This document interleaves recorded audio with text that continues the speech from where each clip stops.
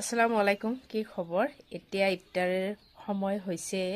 Iftari ready কৰাৰ আগত মই সদায় এটা এটাকৈ জুচ বনাওঁ আৰু আজি কি দি বনাই আছোঁ এইটো আপোনালোকক দেখুৱাই আছোঁ। এয়া আজি মই নবনাওঁ, আজি মোৰ হাজবেণ্ডে বনাই আছে। পাত এইটো হ'ল নগা ধনিয়া, আদা আছে, এইটো বিটৰুট, এইটো কেৰট গাজৰ, আমলা আছে আৰু এইটো চবেই চিনি পায়, এইটো চবেই খায়ো, মানিমুনি পাত যে বুলি কয় মানে এইটো।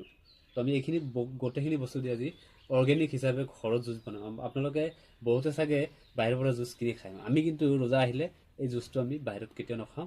আমি সদায় নিজৰ ঘৰৰ পৰা বনাই খোৱাৰ চেষ্টা কৰোঁ। আপোনালোকে কৰিব, ভাল লাগিব। আহক আমি কেনেকৈ বনাওঁ বস্তুটো দেখাই আছোঁ।